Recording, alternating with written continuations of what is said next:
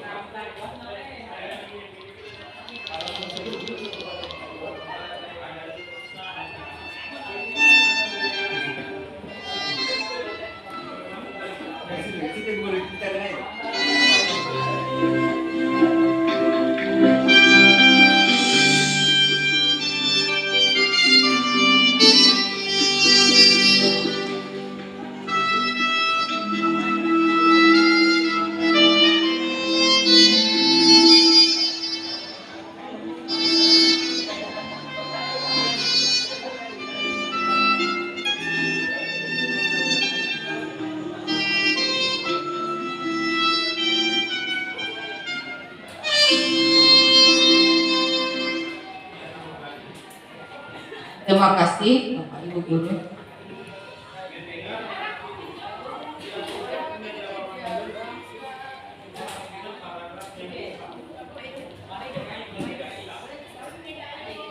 Sebelum saya masuk pada materi kita hari ini, itu sebelumnya saya minta maaf kepada Bapak Kepala Sekolah, juga kepada rekan-rekan guru semua, bahwa saya berada di sini bukan berarti saya lebih tahu, kan? Tetapi di sini saya belajar untuk ini adalah proses belajar bagi saya sebagai CGP yang telah memperoleh pembelajaran lewat pendidikan guru penggerak dan akan didiseminasikan atau akan dibagikan kepada teman-teman rekan sejawat. Ya.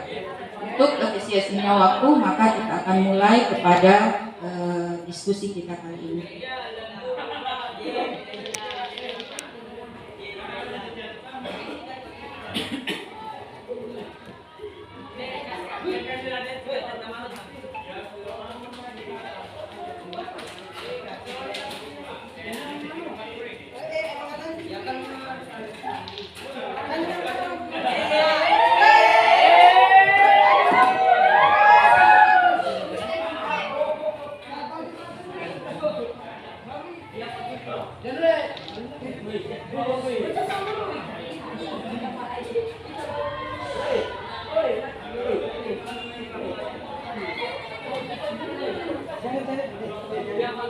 Ya. Jadi judul dari diskusi kita kali ini adalah perumusan visi sekolah. Ya. Tentu sebelum kita melaksanakan pembelajaran selalu ada yang namanya kesepakatan belajar. Ya. Jadi ini ada beberapa kesepakatan belajar yang saya berikan. Pertama, berdoa sebelum kegiatan refleksi dimulai, secara sadar dan aktif mengikuti kegiatan refleksi, menonaktifkan handphone saat kegiatan refleksi, tidak bercerita saat kegiatan refleksi, perhatian saat kegiatan refleksi berlangsung, meminta izin saat keluar apabila ke toilet, tidak menunjukkan tindakan yang mengganggu jalannya kegiatan refleksi, kemudian berdoa setelah selesai kegiatan refleksi. Ya. Jadi ini kesepakatan yang kita akan sepakati bersama dalam proses kegiatan ini. Atau mungkin ada di antara teman-teman yang mau menambahkan kesepakatan apa lagi kira-kira yang bisa kita tambahkan di situ? Atau sudah disetujui?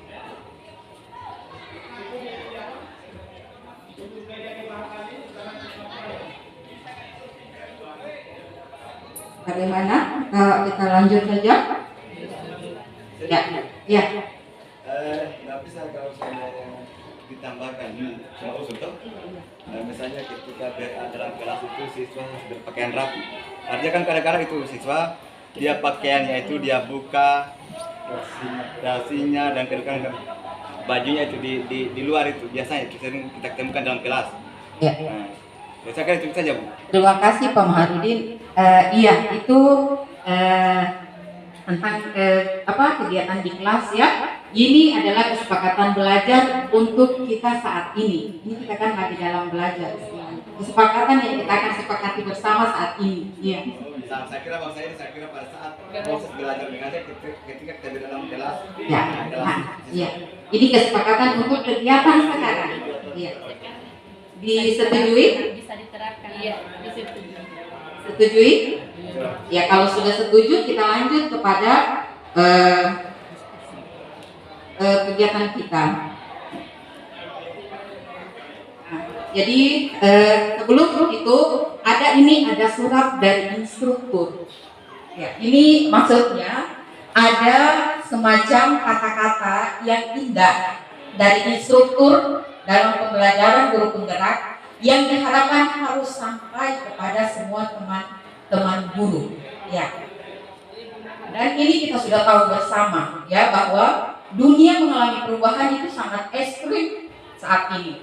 Perubahannya begitu cepat dan mampu mempengaruhi berbagai sendi kehidupan baik perilaku individu, struktur sosial maupun praktek organisasi. Dalam melihat dunia yang berkembang dengan sangat cepat ini, kita perlu belajar melihat dengan jernih apa yang sungguh-sungguh bermakna buat kita sekarang dan di masa depan. Ya, derasnya perubahan dan belenggu rutinitas dunia membuat kita lupa akan makna. Kita jarang menilik kembali makna hidup kita dan harapan kita. Padahal harapan itu bagaikan bahan bakar untuk tetap berputarnya dunia seorang manusia. Manusia yang berpengharapan akan memiliki peluang untuk mencapai lebih banyak ketimbang mereka yang tidak berpengharapan. Murid yang memiliki pengharapan tinggi dapat mengonseptualisasikan tujuan mereka dengan jelas, sedangkan murid yang memiliki pengharapan rendah lebih ragu-ragu dan tidak jelas dengan tujuan mereka. Ya, murid dengan pengharapan tinggi menentukan tujuan mereka berdasarkan kinerja mereka sebelumnya. Mereka memasang target belajar dan standar kinerja yang sedikit lebih daripada dari apa yang mereka capai. Karena mereka dapat menyelaraskan diri dengan tujuan mereka sendiri dan mengendalikan bagaimana mereka akan mencapainya. Murid itu termotivasi secara intrinsik dan berkinerja sebaik secara akademis. Ya. Panjang suratnya ini. Ya, nanti bisa kita lihat sama-sama. Jadi berawal dari keresahan itu, maka dituntutlah kita untuk merumuskan visi sekolah. Ya, secara tidak langsung juga membantu sekolah untuk memenuhi standar nasional pendidikan. Misalnya saja dengan bagaimana profil murid dan lulusan dalam visi mampu memberikan gambaran mengenai standar kompetensi lulusan sekolah mereka. Ya, Bapak Ibu sekalian juga diajak untuk menelusuri visi mendasar dari pendidikan. Betapa pentingnya pendidikan memiliki visi dan mengembangkan visi untuk mewujudkan keberpihakan pada murid-murid di daerah Bapak Ibu sehingga mereka bertumbuh dengan maksimal. Ya, selamat belajar. Ya. Oke, kita lanjut kepada capaian umum yang akan kita capai. Jadi, secara umum, profil kompetensi yang ingin dicapai dalam pembelajaran ini itu adalah pertama, kita merumuskan visi yang menggerakkan hati. Ini perlu kita garis bawahi. Merumuskan visi yang menggerakkan hati dan kolaborasi dalam menumbuh kembangkan profil pelajar Pancasila pada murid-murid. Yang kedua, mengupayakan pencapaian visi melalui prakarsa perubahan yang positif dan apresiatif. Jadi ini dua tujuan yang akan kita capai. Ya. Jadi merumuskan visi yang menggerakkan hati ini sebagai contoh ini ada. Ya, kita semua kenal dengan Sumpah Palapa dari Gajah Mada. Ya.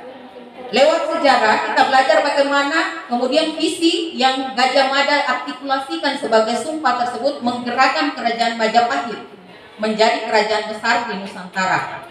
Ya, visi beliau begitu kuat, dipercaya hingga didukung oleh warga dan kerajaannya. Jadi ini yang dimaksud dengan kita membuat visi itu menggerakkan hati.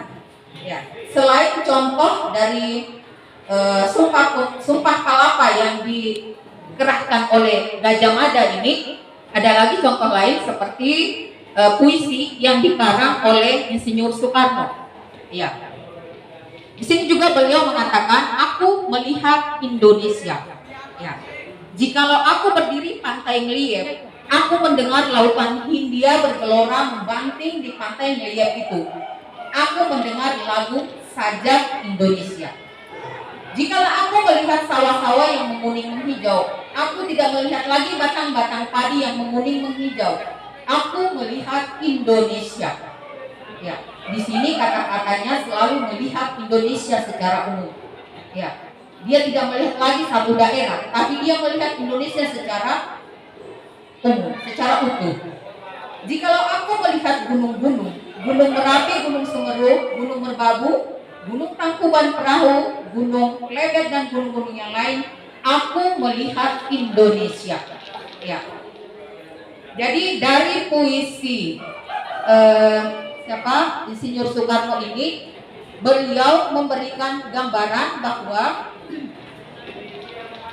ketika kita membaca puisi, timbul gelora di dalam hati, timbul keinginan, timbul motivasi yang besar untuk mewujudkan keinginan itu. Jadi diharapkan dalam pembuatan visi itu begitu dibaca, begitu dilihat, sudah memberikan gambaran kita ingin bekerja keras di dalamnya. Ya, seperti yang dicontohkan oleh puisi Insinyur Soekarno tadi dan Sumpah Palapa. Padahal di Sumpah Gajah Mada pada saat itu dia bukan sebagai raja, dia hanya Mahapati. Tetapi karena besarnya motivasinya, besarnya kekuatan visi yang dia canangkan, sehingga dia mampu menguasai Majapahit. Ya, begitu juga sebagai guru. Walaupun kita bukan kepala sekolah,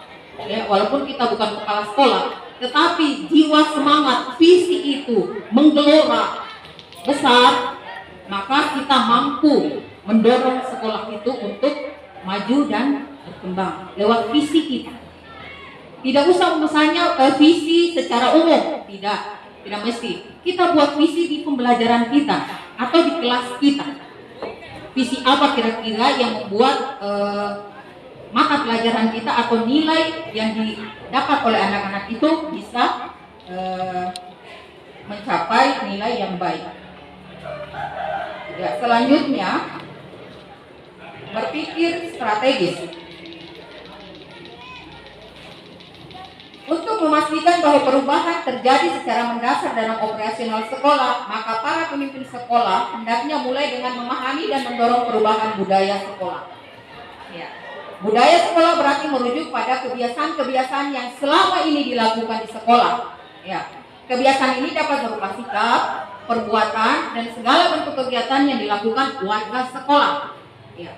Walaupun sulit, reformasi budaya sekolah bukanlah hal yang tidak mungkin. Untuk melakukannya diperlukan orang-orang yang bersedia untuk terus berinovasi dan terbuka terhadap perubahan zaman. Ya, itu sekilas. Kemudian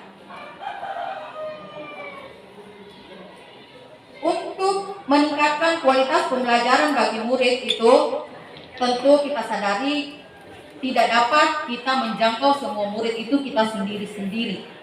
Tetapi kecuali kita bekerja secara bersama-sama atau berkolaborasi atau hubungan antar manusia dengan manusia dan gotong royong itu harus dikembangkan. Ya.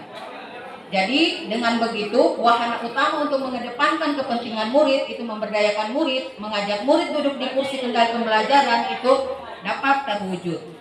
Di mana salah satunya adalah tuturi handayani itu dapat terlaksana. Sedangkan capaian khusus yang akan kita dapat, yang akan kita peroleh, yaitu mengartikulasikan profil pelajar Pancasila dalam kalimat visi. Ya, merumuskan kalimat visi yang menggerakkan hati dan kolaborasi. Menentukan prakarya perubahan yang menantang, bermakna, kontekstual, dan relevan. Memahami bahwa prakarya perubahan adalah bagian dari upaya untuk mencapai visi yang telah dirumuskan. Membuat rencana prakarya perubahan di tempat mana mereka berkarya menggunakan paradigma dan model inquiry apresiatif. Menjalankan rencana prakarya perubahan di tempat di mana mereka berkarya menggunakan paradigma dan model inquiry apresiatif. Ya, sebelum kita masuk ke capaian khusus, coba kita simak dulu ini sebagai pengantar kita untuk masuk kepada tujuan pembelajaran khusus. Ya. Mari kita simak. Dalam kegiatan ini kita menggali pemahaman kita atas visi. Ingatkah Bapak Ibu pada masa kecil kita pernah ditanya mengenai cita-cita? Pertanyaan itu sering diajukan adalah mau jadi apa jika sudah besar? Ya. Pada masa itu sebagian besar dari kita dapat menjawab dengan percaya diri. Ya, kita menjawab dengan bersemangat tentang profesi yang kita geluti di masa depan, padahal kita belum tahu apakah itu dapat dicapai atau tidak. Seperti itulah visi. Ya. Jadi visi ini ceritanya kita punya mimpi. Ya. Mimpi kita mau seperti apa anak-anak kita, mau seperti apa sekolah kita, itu hanya mimpi kita. Ya. Mimpi, tetapi mimpi ini harus ada semangat, ada gelora dalam hati untuk diwujudkan. Ya. Jadi visi itu ibaratnya seperti sebuah lukisan di atas kanvas yang masih kosong. Ya. Di dalam pemikiran kita itu gambarnya ini sudah lengkap, paripurna, tetapi kanvasnya masih kosong. Ya. Ingin kita isi dengan gambar itu. Itu penggambaran dari visi.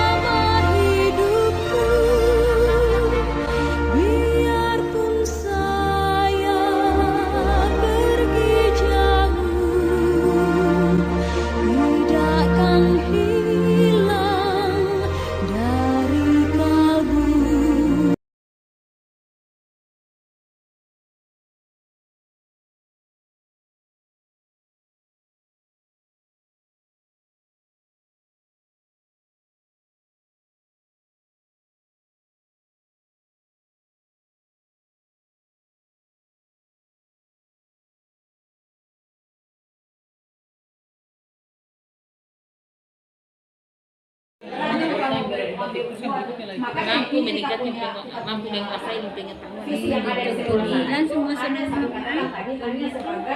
bisa menguasai pengetahuan dari kita sebagai murid adalah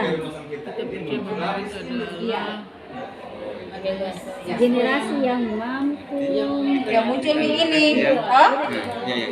Setelah muncul ini, kita lihat nih poin per poin. Ini kan semua harus terwujud ini. Kita tahu? Berarti kita berbagi di antara teman lain. Iya, mereka sama sudah buat apa itu?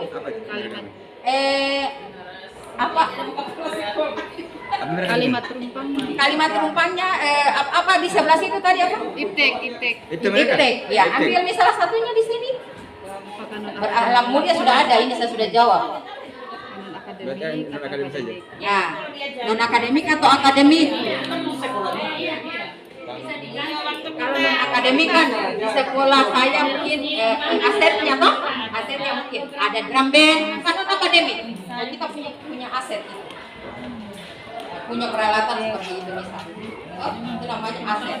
kadang kita tulis ini Iya. kita cari kata ini Apa yang kita miliki, kekuatan kita.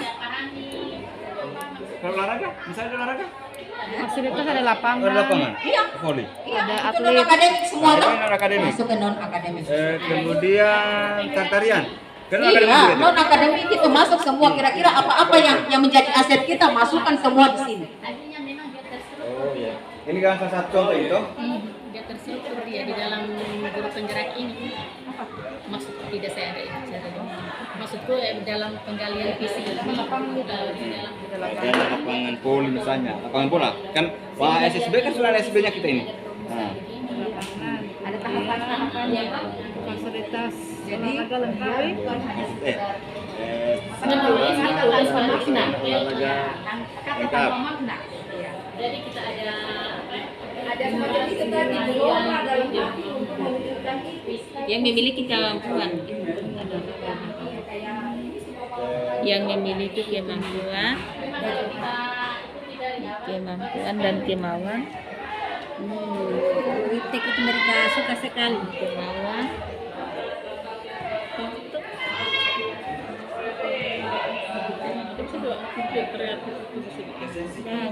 kreatif itu laut luas.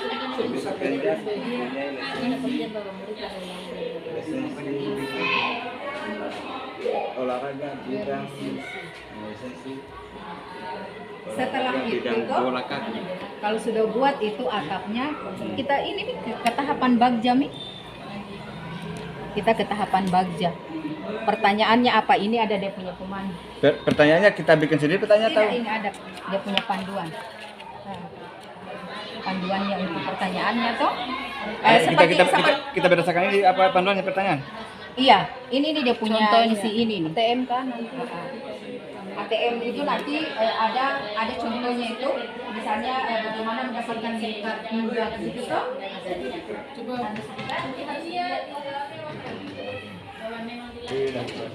ada di sini sama saja ini. Yang ini itu yang penting untuk Pertanyaan utama dibuat untuk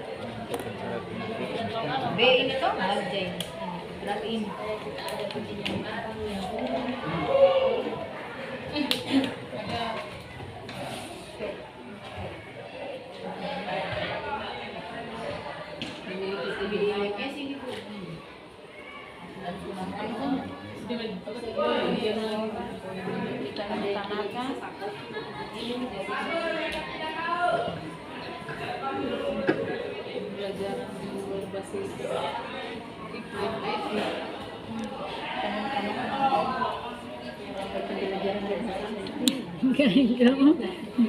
masalah istek di sekolah pengetahuan dan teknologi.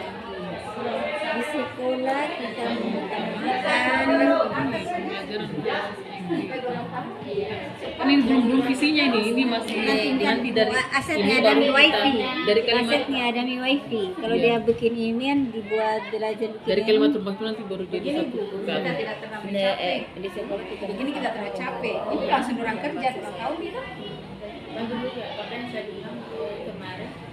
ada akhirnya yang sekarang isi kita akan cantumkan kita punya hasil tuh.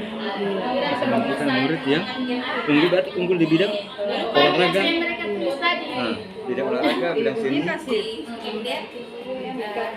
begini sekolah kita pada orang nulis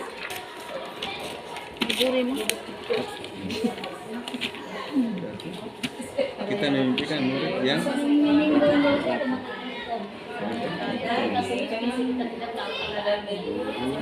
tidak lakukan di sini. kan kita punya ada olahraga lapangan olahraganya kita tuh, berarti kita memimpikan murid yang unggul bidang olahraga, bisa gitu. Bisa udah olahraga apa saja, pengen di luar non akademik. Nah iya, kita Sangat membantu dalam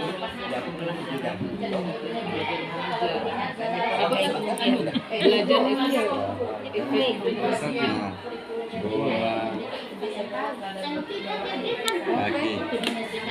bola kaki, apa lagi? Bola voli. Ya. Kita sebagai seorang guru membayangkan suatu visi, apakah kita telah menyertakan gambaran murid ke dalamnya? Ya, jadi selalu itu kita yang ada dalam pikiran kita adalah murid, dan murid. Tujuan utama kita adalah murid. Sebagai seorang guru, mendidik bukanlah pekerjaan administratif. Ya, target pekerjaan kita bukanlah sebuah dokumen, selembar kertas atau daftar angka. Pendidik tidak hanya berbicara tentang dimensi waktu sekarang, sasaran pekerjaan kita adalah manusia. Seperti yang dikemukakan oleh Hajar Dewantara, ya, bahwa pendidikan itu adalah menuntut segala kekuatan kodrat anak-anak, ya, semua kekuatan kodrat anak-anak, dan mereka mencapai kebahagiaan yang setinggi-tingginya, ya, baik untuk dirinya sendiri maupun untuk masyarakat. Ya. Kemudian ini ada saya salin visi sekolah kita. Ini visi sekolah kita yang ada di depan itu, menciptakan generasi yang berakhlak, unggul dalam prestasi akademik dan non akademik, serta menguasai iptek. Ya.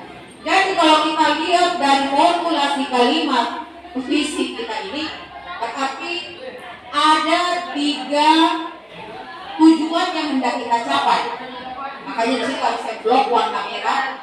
Pertama, yang berakhlak. Boleh saya tambahkan di situ harusnya berakhlak mulia. Ya. Generasi yang berakhlak mulia, unggul dalam prestasi akademik, non akademik, dan menguasai iptek. Ya. Nah, dalam mewujudkan visi sekolah ini memang perlu kerja keras. Perlu kerja keras kita. Jadi salah satu cara yang diberikan kepada kita itu adalah kita menggunakan sebuah paradigma yang dinamakan dengan inquiry apresiatif, yang dinamakan dengan disingkat dengan IA. Ya, paradigma IA. Ya. Setelah kita menggunakan paradigma itu, kemudian kita jabarkan dia dalam sebuah tahapan yang namanya tahapan bagja. Tetapi sebelum itu, setelah kita merumuskan visi sekolah, itu kita akan membuat prakarsa perubahan. Jadi tidak dari visi sekolah itu langsung kita bekerja, tidak. Ya, tetapi kita buat dulu prakarsa perubahan. Jadi untuk membuat prakarsa perubahan dan visi yang ada, ini gambar mental prakarsa perubahan yang disingkat dengan ATAP. Ya, ATAP itu A-nya adalah awal atau aset, T itu tantangan, A itu aksi, P itu pembelajaran. Ya, kalau kita lihat pada visi sekolah kita tadi, ya, kalau kita akan menggambarkan mental perubahan, mental prakarsa perubahannya, berarti di sini kita akan bekerja 3 tahapan bagja. Berarti kita akan bekerja 3 tahapan bagja, atau ada 3 prakarsa perubahan di dalam visi sekolah kita. Ya, yang pertama adalah yang berakhlak mulia. Itu prakarsa perubahan pertama. Prakarsa perubahan kedua adalah prestasi akademik. Unggul dalam prestasi akademik. Sedangkan bagja yang ketiga yang akan kita buat adalah prestasi di bidang non akademik. Ada 4 ya. Kemudian yang terakhir adalah tahapan bagja dalam menguasai iptek. Nah, satu saja kita buat tahapan bagja, satu saja itu kita harus bekerja secara berkolaboratif, secara bersama-sama. Iya.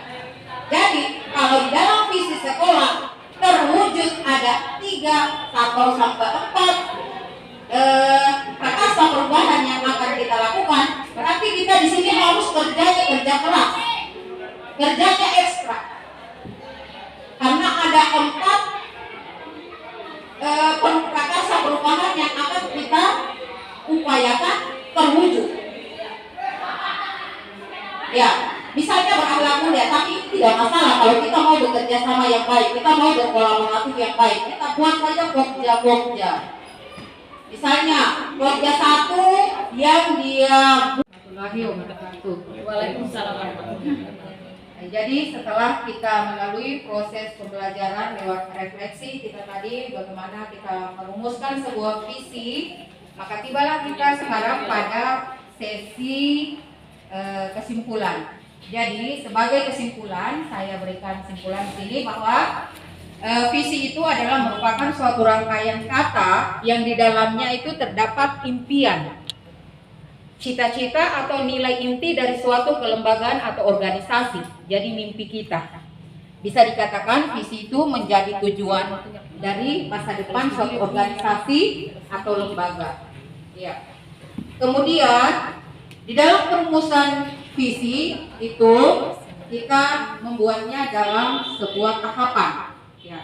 Tahapan dimulai dari prakarsa perubahan. Ya. Kita buatkan dulu prakarsa perubahan, kemudian setelah kita menjawab tantangan yang ada pada prakarsa perubahan, kita lanjut kepada tahapan bagja. Ya. Tahapan bagja ada 5, yaitu buat pertanyaan, ambil pelajaran, gali mimpi, jabarkan rencana, dan atur eksekusi.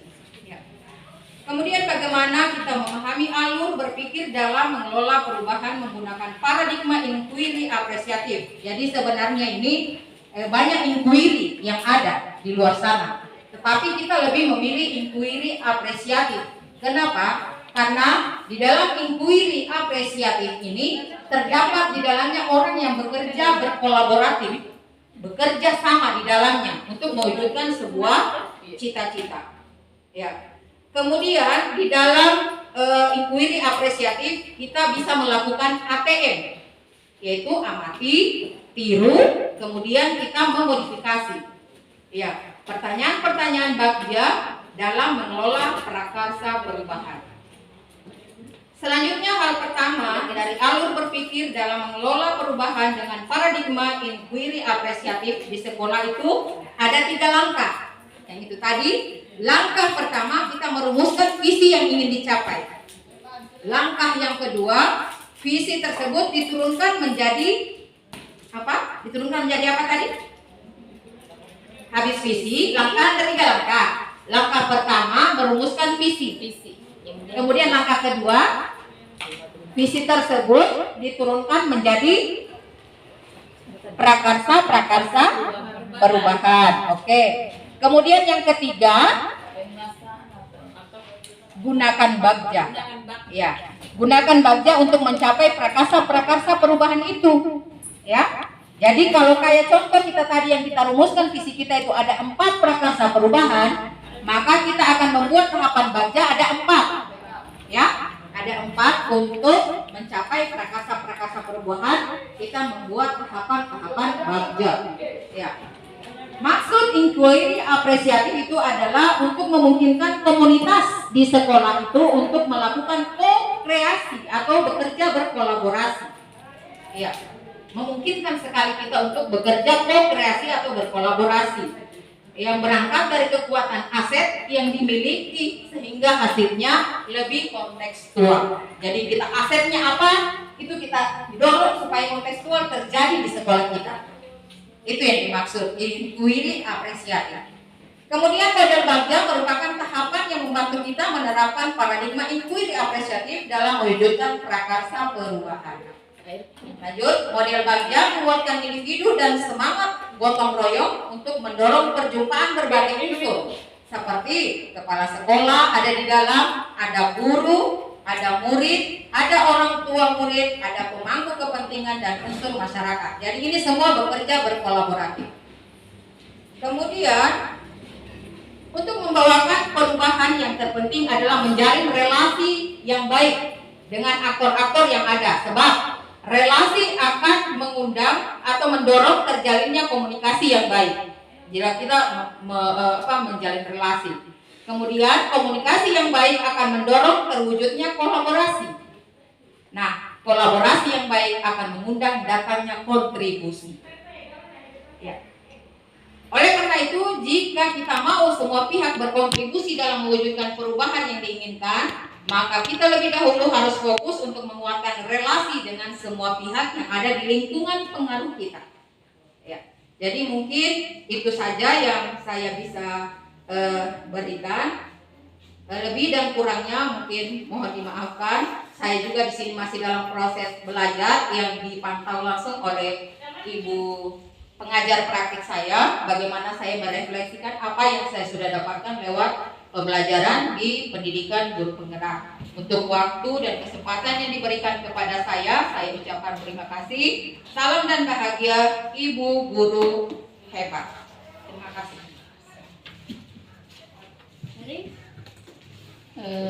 Terima kasih. Terima kasih Ibu Munawar, bagus sekali ya tadi perumusan visinya. Bapak Ibu, terima kasih atas partisipasinya di sini yang telah membantu CGP saya, Ibu Munawar. Semoga kesempatan dan kehadiran Bapak Ibu di sini mendapat berkah dari Allah Subhanahu wa taala.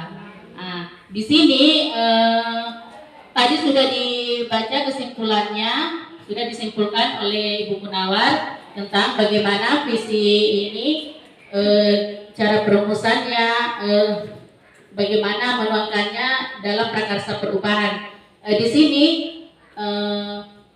sesuai dengan visi sekolah yang ada, yaitu menciptakan generasi yang berakhlak mulia, berakhlak, unggul dalam prestasi akademik dan non akademik serta menguasai iptek. Di sini ada tambahan kata mulia ya Bu. Jadi untuk kesimpulan akhir di sini ada tambahan kata mulia dengan tidak banyak berubah dari visi yang ada, tetapi tentang perumusan menuangkan nanti di prakarsa perubahan sudah jelas sekali.